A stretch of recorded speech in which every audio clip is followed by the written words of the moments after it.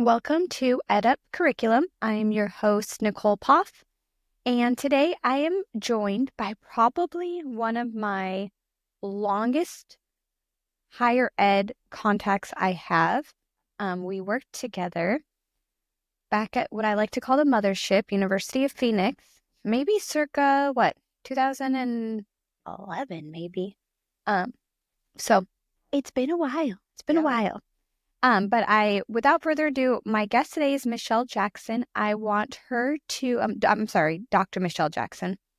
I want her to introduce herself. So, Michelle, thank you so much for being here. I'm excited about what we're going to talk about today. But before we get started, can you just share more about yourself? Anything you really want the listeners to know about you? Absolutely. Well, first, again, thank you for that casual introduction. Nicole, it has been a while, but definitely excited to be working with you in this area. My name is Dr. Michelle Jackson. I've been in higher education for let's say 2 decades now, for sure. It's 2 solid decades, and I went from private institutions to for-profit to nonprofit, etc. And through my journey in higher educations, I've been afforded the opportunities to gather a lot of tools in my toolbox. And what I mean by that, I have went the full life cycle in regards to enrollment or admissions, depending on where you're at. And then from there, really found my passion as an academic advisor. And what I really liked about being an academic advisor for roughly 10 years, let's say, to getting to know the students and really advocating for them in a way that whatever their endeavor is, whether it's to walk across the stage, I was with them, and sometimes their only support system. So you get to know students and the faculty, etc. I left for-profit institution and went to nonprofit. Again, really wanted to roll my sleeves up even further. And I went to an institution that primarily focused on graduate students but did have a small population of undergraduate students and also a high population in international students, where again led me into still doing what I love, working directly with students, but some high level administrative roles. The last role before I went into primarily consultancy is assistant vice president of student affairs. Big title, but again, is really just getting into the weeds and having an opportunity at a high level to advocate students for their needs and their wants, but also just making sure the field is level. Again, when you're doing an investment of that magnitude at a graduate level, these were students primarily going into clinical psychology field, um, those who are achieving masters and above. So again, there was a lot at stake here. And again, I just want to have this forum to share what my passion is, which is helping students. Born and raised in Southern California, San Diego, have 2 adult children. So again, that's a little bit about me. But again, I'm so lucky and fortunate. And thank you, Nicole, for inviting me. Awesome. Thank you, Michelle. I think, I started enrollment as well, and I had someone on the show before that was enrollment. She helped enrollment advisors. I think there's something so special about having that start, right? Like you hear the conversations of why students are coming to school, what their dreams are. I remember as an enrollment advisor, students were crying on the phone. They're like, I want to go to school so badly, but I don't have daycare for my kids, or my job is really inflexible, right? Like you hear those stories that I think it's hard to capture those if you jump in the university at a different point in time, right? Like if you Absolutely. if you jump in at a higher level, you miss those student stories. And I can think back to University of Phoenix, and so many of those students still anchor the work that I do today. And I would imagine for you too, right? Like all these student Absolutely. stories. Yeah, absolutely. I will say of many things about my experience working at University of Phoenix. You really do, again, as you spoke about, that enrollment piece or admission really, again, gives you a great solid foundation. And when I moved over to academics, I took that same information and used it as a guiding force to help those students get across the stage to get their degrees, reaching their aspirations. So you're absolutely right. Enrollment truly is a foundational piece to wherever you want to pursue in higher education, in my opinion. Totally. And you probably see it like I do. Like I see a lot of people live in their silos, right? They live in their world of student affairs or career services or academic advising and enrollment. And I see it as like it's all of it, enrollment and academic advising. To me, there is no separation. There should be no separation. They need to be working together hand in hand. Same thing with academics, though. Our faculty need to also have a straight line to our enrollment advisors and to our academic counselors. It's really easy to visualize that when you come from a student helping background to see Yes. how it's all interconnected. But when you try to create this buy-in for others around the university, it's like, well, no, they're career services. They have no business working with enrollment, and they're academics. They have no business working with student advising. So as my last role, my last 6 years was as assistant vice president of student affairs. And again, that's a big title for doing a lot. And I think what really made me as a leveraging Pete is because I did have that initial background and was able to speak firsthand to how it's all connected. And it allowed me to have conversations, whether it's with the students or a department, coming from a place of understanding. So what I led my team, in many cases, when we had maybe a campus meeting, is I'm bringing leads of each department in so everyone could know, okay, well, what you do impacts this on this side, and this is how the faculty. So you're right, Nicole. It's all interconnected. And those are things that we worked at the last institution too in essence, dismantle the silos because we are truly all in it together for the sake of the students. Totally. Now, one of the things when we spoke maybe a couple weeks back ago that we spent so much time talking about was accessibility. Yeah. And this is a passion of yours, really a passion of yours.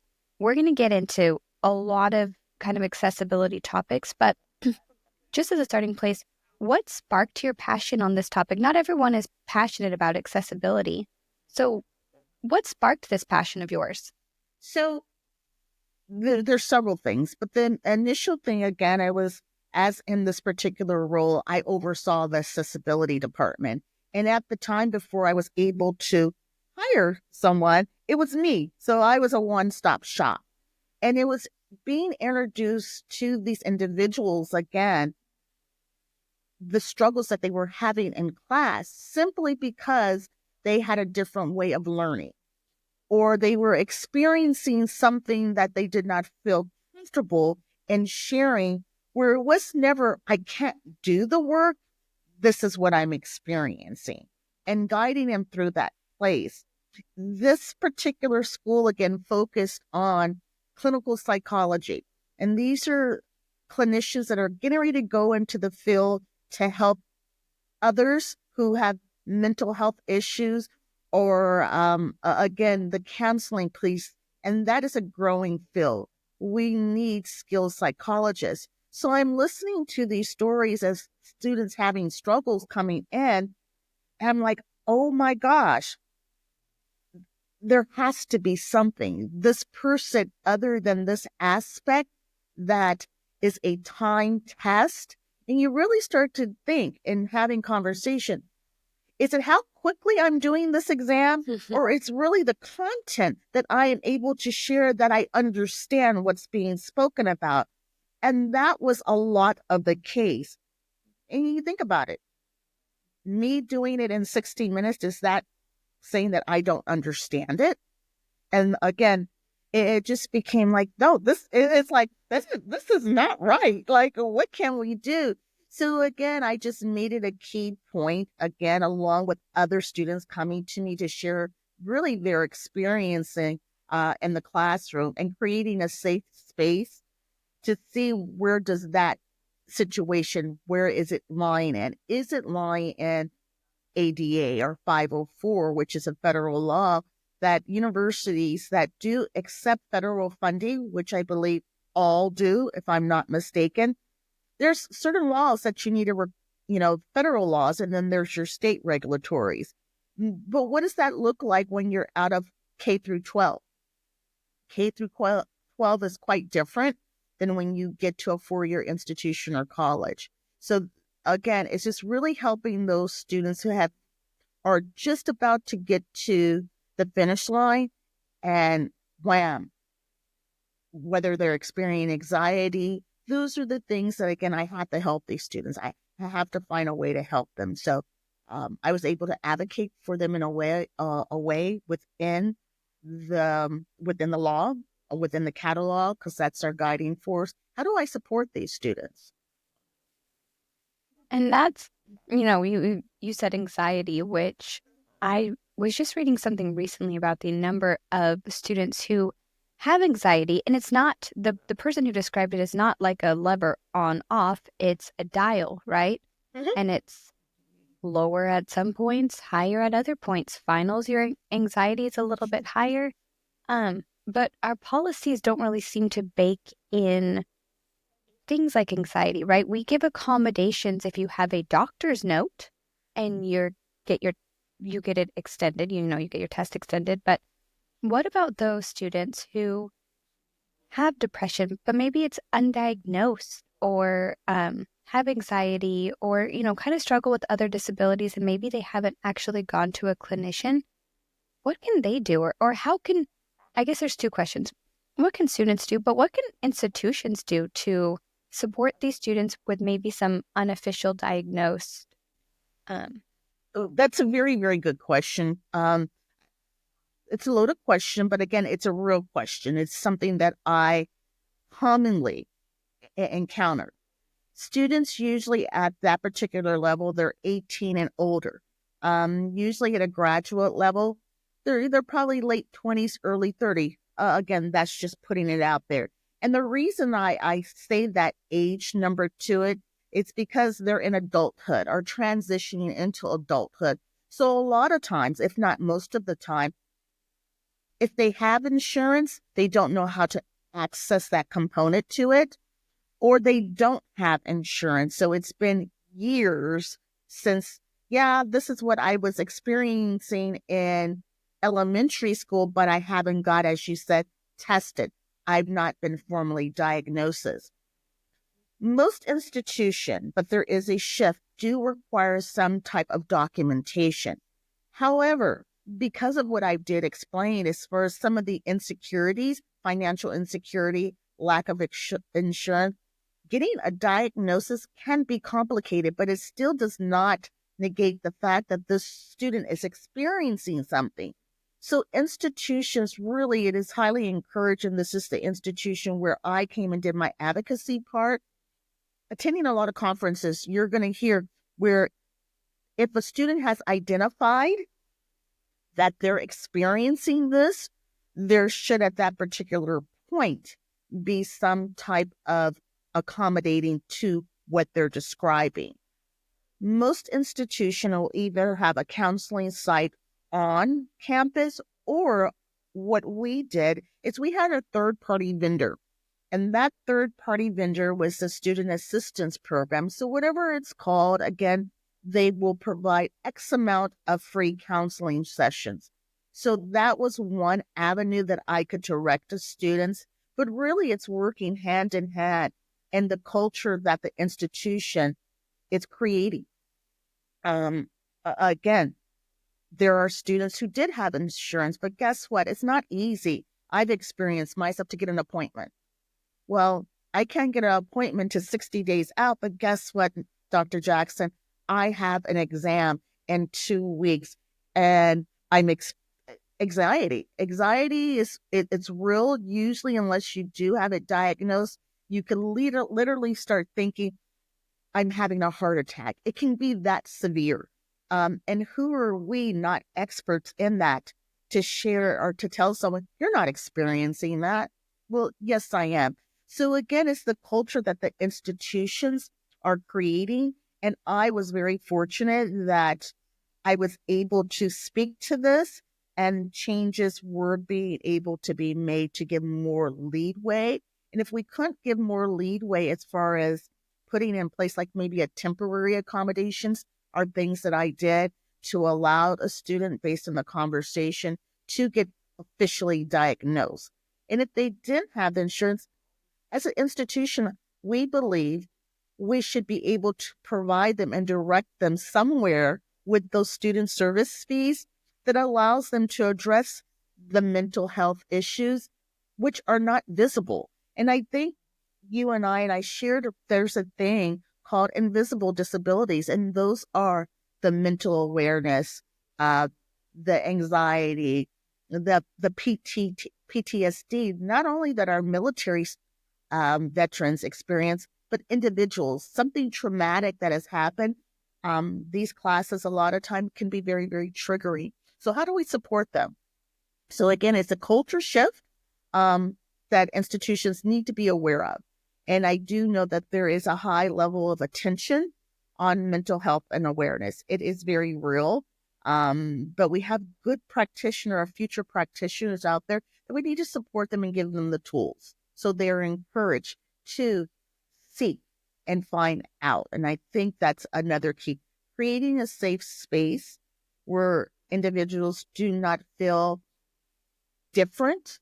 Um, there's a lot of intersectionality, again, with a certain person who says, I have a disability, but they also may be part of another group, underrepresented students, minority students, marginalized students. There's a lot of intersectionality, which may not encourage them to go seek additional help on what they're experiencing academically. I I think that's a great point. I think institutions needing to own this more. I see a lot of institutions and their mission is like to serve all students, right? And then you dig in and you're like, oh, wait. Let's unpack this. Where's your disability services? Where's your mental health, right? Like where if a student is going to school online and they are feeling anxious, what does your university do to support them? And if there's nothing in place, well then probably speaks a lot about the university, right? And where they're allocating their resources.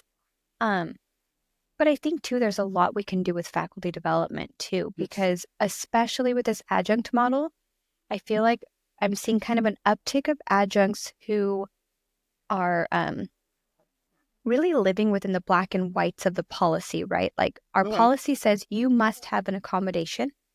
Yeah. Therefore, you don't have an accommodation. So therefore, you do not get extended time, or you must adhere to the late policy, which is 10% deduction per day up to 4 days. Then we don't take it, right? We see that late policy all Yeah, the time. we see that. And Nicole, on that particular note, again, is that it's the education piece. And again, because you have a title as an adjunct or a professor or associate professor, it's truly realizing this is the area of expertise that you do not have any knowledge on. And encouraging again. So when I would do training sessions, I would do training for the staff, faculty, and also do some onboarding during orientation, my staff. But it was really the faculty, honestly, because again, there is a academic freedom. So that classroom, whether it's online, is that faculty's, they're in charge. However, and sometimes you do have this, like, we are required by law. And that's really kind of how I started my training sessions off. This is the compliance piece of it. And this is how we can warm up everyone to this compliance piece. If you don't know, I would say, I would prefer you just send the student to the Office of Accessibility. So it was building the trust also in our campus that the Office of Accessibility is the place to direct, because you don't want to deviate from what the law is required and start assessing situations on your own. Okay, you have a headache. Well, the student may not feel comfortable really telling you that they've experienced because they were in Afghanistan and they have traumatic brain injury. So again, it's you make one exception, and the student's like, okay, I got the exception. Well, again, the student really has a condition. So the student goes back and asks for what they believe is an exception. Faculty then says, well, no, I've already did it one. Well, there's more to that. So it's really, again, that educating piece and really letting faculty know that all students aren't there to get by. They're truly, and that's a lot of times where it's like, well, it's kind of like we have to go on the trust merit at first. And our office there should be an accessibility office that's really assessing those things. Um, my experience has been in the 6 years that I oversaw that department, students truly are not properly identify what's going on, or they don't have the documentation, and this kind of try to resolve it on their own. But again, just encouraging or creating a culture where it's encouraged. No, I want you to know, oh, I can't make this exception, but what I can do, go to the Office of Accessibility as far as a faculty and directing them how to get something in place. And then the Office of Accessibility, particularly my office, we're working with the faculty. John Doe has come to our office. We're in the process of you know, getting the letter of accommodation or something, and really just moving with that. But it is as you said, it's not black and white. There's been plenty of times because, as I mentioned earlier, a person may not have access to getting proper documentation. So then I'm working again, whether it's with a community based service. Our institution had a student assistant program that did counseling, but a lot of times it's a timing thing. You don't get it within 24 hours and there's an exam next day. I think a lot is, again, someone's trying to get over, and it's truly not. There are triggers, and you cannot know when your anxiety is going to occur. So it truly may be as you're walking in to take that exam and you're disabled. You become paralyzed. And I've had that happen too, where students, I just can't do it.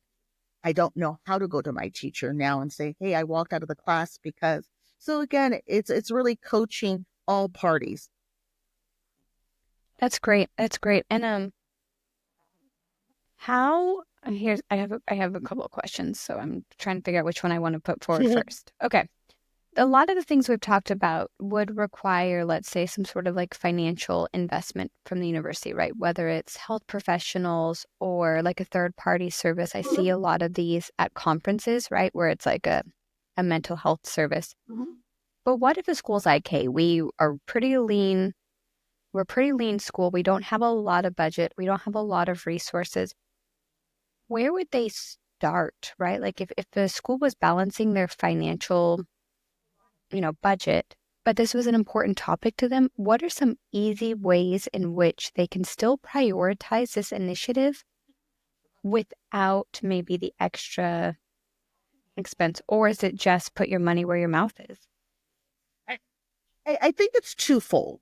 Again, Alliance International University, again, is where I worked at. I don't know if I was able to say that or not, but at one time, they did not have the financial resources. So there's 7 campuses, including their online campuses. But again, they were putting their money where their mouth is. Like how we don't have it, our budgeting. It's one, we're gonna pull from somewhere. That's one way. We're gonna pull for some and start somewhere. But I would say if that's not a situation, look at your community resources, because you can partner up with other schools and create a partnership as far as utilizing their resources or sharing their resources. That's very common. I would say our community colleges also have, again, just a plethora of resources that most people don't know about what can be done at a community college level. And of course, it's going to be based on demographics in a region. But another thing that an institution is going to be able to do is tap into your alumni. what programs did that school have? Again, I was fortunate enough, again, before we were able to do some type of student assistant and a third party vendor to support the students on a 24-hour basis, I literally had Rolodex of faculty. Again, I partner up again. Keep in mind, this is the work of Office of Accessibility. Guess what? I partner up with my alumni department. Hey, you know what? Who is willing to, again, either give free services? Again, at this particular time, they're licensed clinicians, or will offer our students a sliding scale. So you do truly have to have someone within the organization advocating for the needs when money is tight. If you're not able to, okay, you know, let's go ahead. We have X amount of money budgeted. Just being creative and seeing what's out there to support your students. I love that idea of tapping on alumni because especially from a school that pretty much puts mental health workers Oh, into the, absolutely. that's a And it, great. right. And I would just, again, create a personal Rolodex and made it my job again to check with that person and see, because again, we had 7 campuses and online, how can we support our students? And I would say there has not been a time where either it's free or it's at a very reduced scale. I love that. Something I've seen another school too, that just didn't have resources was they created like a resource center, like I think it was in the LMS, but it was just links and phone numbers to Yes. local agencies, larger agencies. And really the idea was to give it to the students kind of 24/7, but also to equip academic counselors with that information too, right? If you hear a student talking about not being able to feed their kids, well, then here's some resources that not only do you point them to, but you also walk them through, right? Yes. They may not even know that a food pantry is a thing, right? Right. And I think that's one of the things, as you and I were sharing when we came into higher education, at least for myself, is that enrollment piece and definitely that academic counselor piece, because the academic counselor is within the full life cycle. Ideally, they're within the, so it's being able to be very hands on, high touch. And as you said, hey, did you know? Did you check here? So being an academic advisor is not just about academics. It's really coaching the student to their end of that cycle. And a lot of times, if not most of the time, it's the external things that are impacting them in the classroom is what I found. So if I can kind of again share what's out there, and a lot of people do not know what their communities are able to provide them.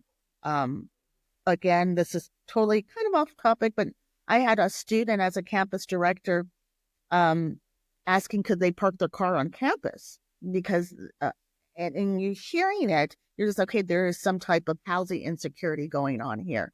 Um, we had a large campus, and I inquired, but again, it's was not a no without a reason. It's a liability issue. So I had to explain to the student, unfortunately, I cannot do that because of this reason. However, there are safe parking structures in the city. Were you aware of that? And this particular parking structure provided showers and things of that nature. So again, it's really the institution equipping with your external resources that, again, your students, for the most part, usually don't know.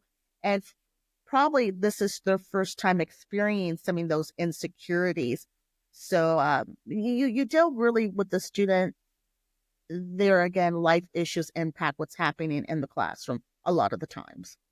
Totally. And I think you're right that we always have to be digging in a little bit more. I worked for a healthcare college and I was in the career services side, but we had we carefully tracked every student to make sure that, they were staying on track. And there was one student who just kind of went MIA. We finally got him back on the phone and he was like, I just can't get to school. So Yeah. our director of student affairs was like, what about a bus pass? Would a bus pass get you? Well, then it was like, well, my parents just got divorced. They cut off all financial resources to me. I don't have a car. I don't have a place to live. I don't have food, right?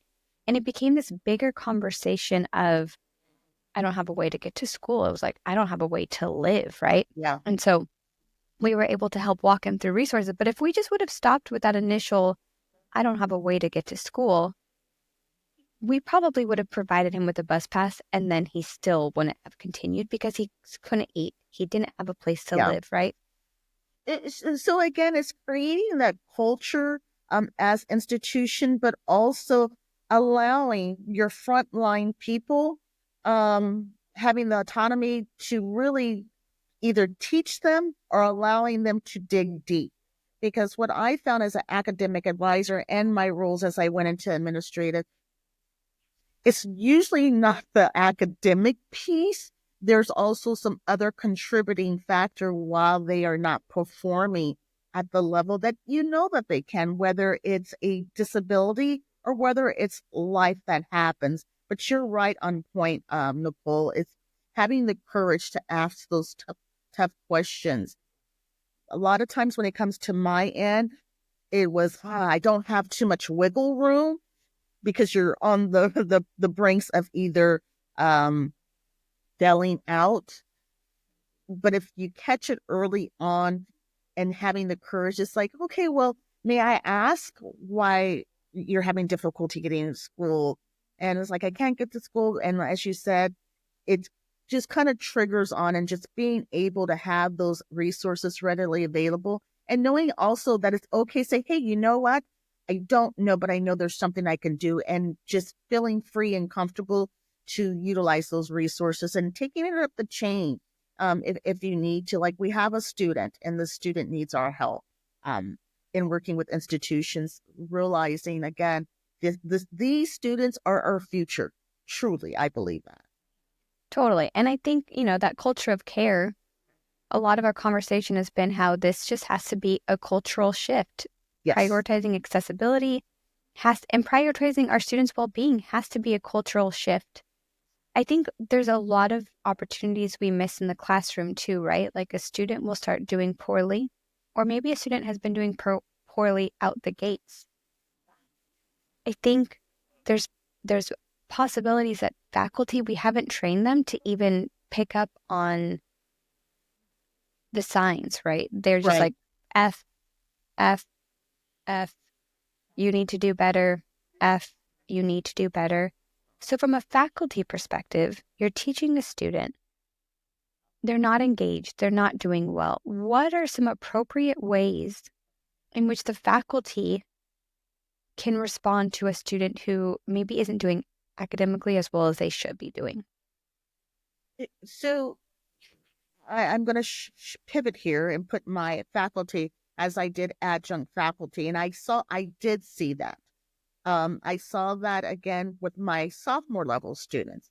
And at that particular time, whether you're coming from up the ranks through a community college or you started at a 4-year institution, there's certain as far as writing structures at a sophomore level you should already know.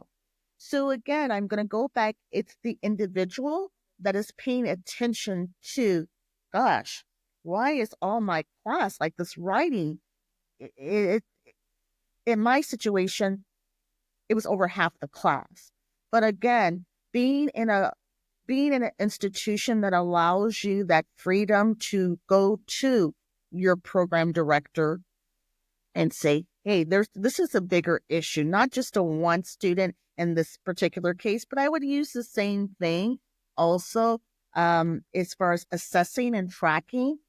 If it's a situation with the individual student, again, having the care to ask, hey, I notice that your writing is not, do you understand what APA is? Um, Creating a safe space, because again, in many situations, students are taught that you just listen to a faculty. So it can be intimidating. I worked with a lot of international students, so that was a lot of case. So I had to go back to my years of being academic advisor or enrollment and start probing and asking questions to really get to the core and just caring, truly caring maybe I would need to recommend, hey, you know what? We have some workshops. I'm going to recommend, in my case, I recommend my whole class go there and gave them extra credit for going to APA workshop.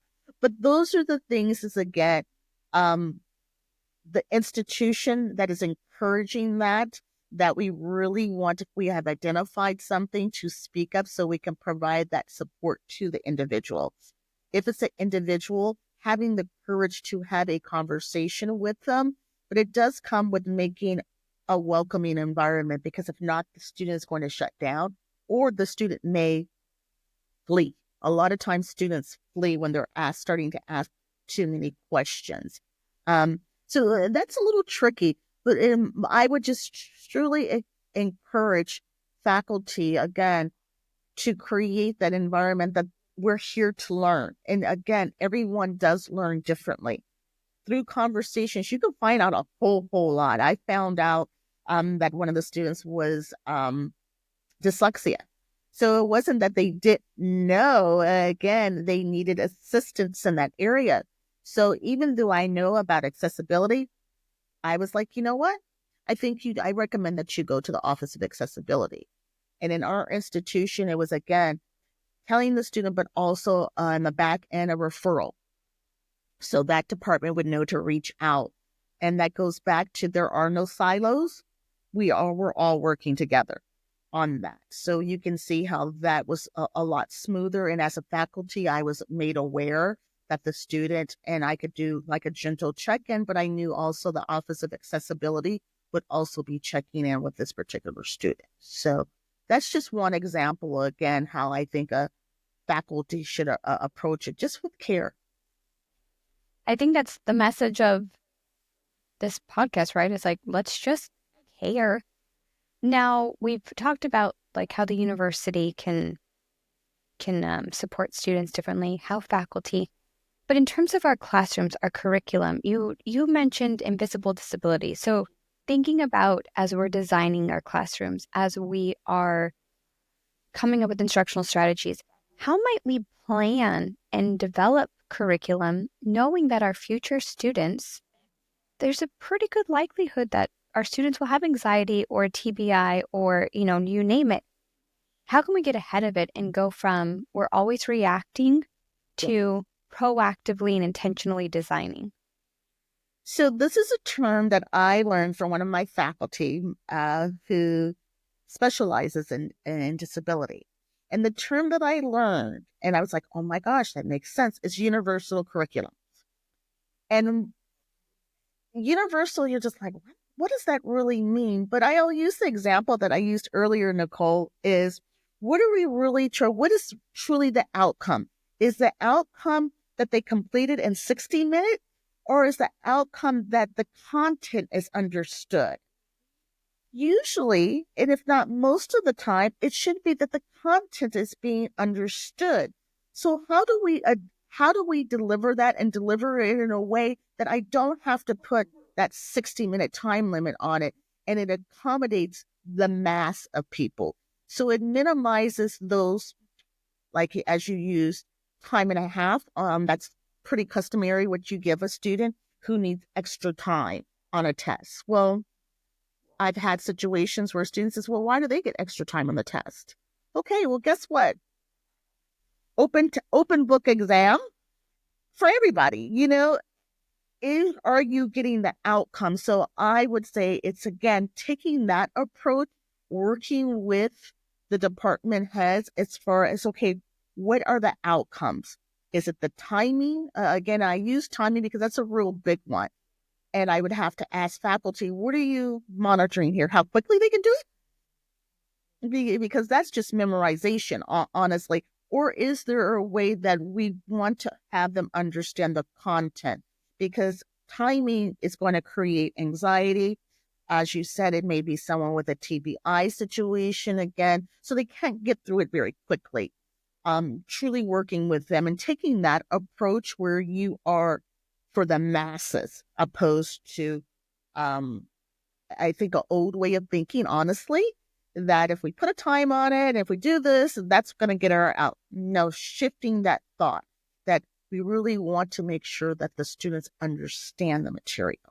Is that giving students an option to do a presentation, writing an essay, letting there be options so the expert, which is the faculty member, can say, yes, check the box off that they have uh, reached their level of understanding. Totally. I mean, you put a test in front of me and you tell me what to memorize. I'm going to memorize it. It doesn't mean that I've mastered the content by any means. It means I've memorized definitions. Yeah, That's it. absolutely. And again, and it's really, again, this is where I learn a lot from students. I had a student who um, was neurodivergent, and she needed someone to help her synthesize the content. So I was, oh, wow. Hmm. And guess what? In working with the faculty, I was able to get her a tutor. And Mm. that tutor was to sit. Usually, what I would do is match and pair someone in the class as a student worker who was taking notes and would take notes as they heard it from the faculty. Again, so they weren't doing the work; they were sharing of notes. So it was like a note taker on that. But those notes resonated to the individual, and that's a lot of time what it is when you truly listen. Like, how can we work with this? If it deviates from the outcome, the learning outcome, then I would have to take another approach. But there was usually a way in most cases. There's been some cases where the faculty was like, no, this is deteriorating from the outcome. I would have to tell them, how is this and why is this? Because again, keep in mind, accommodation is a federal law, 504, is what we call it. We want to have documentations as to why we could not make that accommodation. And it's what is considered a reasonable accommodation. And that is to give, I believe, the institutions leadway to make whatever accommodations that they can. And if you cannot, for whatever reason, if you cannot, you would have to document it, get it signed off by your department leads and then the dean. Because that information at any time if that student goes to the Office of Civil Rights, saying, hey, this university that accepted my financial aid money did not accommodate me. We're going to want to pull that records. So again, I encourage institutions to um, it's a way. And if there isn't a way, be prepared to document it. So in the event that you're ever having to share this information or a student does file a complaint with OCR, as we say, that you have it. But I encourage you, usually there is a way for the most part. That makes sense. Last question. How would a school know that they're doing this well, that they're meeting the needs of their students well, that they're providing good accessibility services? How might if someone's listening to this and they're like, I wonder if we do this well, how might they know? You don't know unless you ask. And so what we did at our institution is we surveyed. We surveyed um, again to bring on a lot of what I'm talking about now came through the needs and what was shared through this particular population. From anywhere from the enrollment piece, we had to redigitalize our forms from the beginning of the application process. For years, they did not have a box marked out. Did they have I can't think of the actual verbiage on it, but a box where they could check out that they would be needing accessibility or they had an accessibility need. So it was just that simple change. And that came through surveying that population, but also working with various departments to make sure some of the things that we didn't have in place as far as our website, were they accessible? And that came from educating our accessibility team through conferences, what should we be having, and creating our own internal checklist. But at the end of the day, the end user is really what's going to determine if we're successful. And we had to go out and survey those campuses, both online and our physical campuses, surveying them. And from there, it was not just a one routine survey. It was again benchmarking that and tracking again Are we, hitting our KPIs, as they would say, key performance indicator? What are we doing? Is the office accessibility reaching out? Whether or are we being reactionary or are we being proactive? Are we encouraging students who are students feeling safe to share with us? Because that's a big thing also. Students not feeling safe or really being hard on themselves. I don't need it. I don't need it. Well, just because, again, communicating, just because you're coming to our office, we can accommodate you, but students have the right to exercise it as needed. And it does not go to the faculty as to the why. What is your diagnosis? Those are protected. What is simply notified to the faculty is that you have accommodations in place. So again, the why, communicating, working with marketing, and creating a safe space for this particular population of students, and surveying, gauging. Again, they're going to be the ones to tell you, are we doing a good job? It's easy for me to see the IT piece because there's tools and resources that'll say if your website's accessible. So that's easy, but it's really the end user, which is the student. Are we meeting your needs? And if not, what do you recommend? I love that. I think surveying the students is just gold, right? Like Oh, yeah. we get such good, and I think too, surveying our academic counselors, they know so much information about our students and what they're struggling with that when I started tapping into our academic counselors, our academic advisors, I'm like, you guys know everything. You guys know which classes students hate. Who is struggling with what. Like Oh, yeah.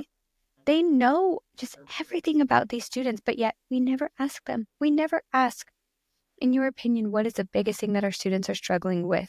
Or tell me the instructor's name that our students avoid. There's instructors, right? And our Oh, academic yeah. counselors know them. Yeah. So I think asking students is great. Asking our academic counselors is great. I think you're right though. Like we can't determine that we know it. We have to ask and get You kind have of to a temp ask check. it. And another quick thing, Nicole, on that, as you're saying, it's really knowing who are your ears. And the academic person, for the most part, is the ears. The enrollment at the beginning of the process, it's a handoff. But keep in mind, again, that academic advisor is following that person, and they have systems in place where it's a routine, as you should recall, is you're routinely following up with that student. So that goes back to there should not be any silos. There Totally. should be the life cycle. Again, that particular part of the life cycle, the department should be routinely talking because I think they can get a pulse a lot quicker than us getting information. Keep in mind, those surveys are emailed. So how many times have you got an email? Click, delete, delete, Yeah. delete. But I'm sure you can get a lot quicker response by going to the academic advisor. And if you have a good relationship, also faculty, what are you experiencing in your class? Cross referencing. Yep. Totally. Well, Michelle, we are out of time, but thank you so much. These are Absolutely. really important conversation. I think one of my biggest takeaways here is just we need to create that culture of care for our students, for our staff, just for everyone is really, and that has to come from a culture organizational level. And so I think you've provided a lot of good, tangible takeaways. If someone wanted to continue this conversation, how might they find you? Well, they can definitely find me. Come go visit my website at advantageeducationsolutions.us. And you can email me at mljack, JACKS 10190 at Gmail. But again, visit my website. Again, that's Educational Advantage Education Solutions. Awesome. Thank you so much for being here, You're Michelle. so I'm welcome. really, really just grateful for the conversation. So thank you. You're quite welcome. And thank you again.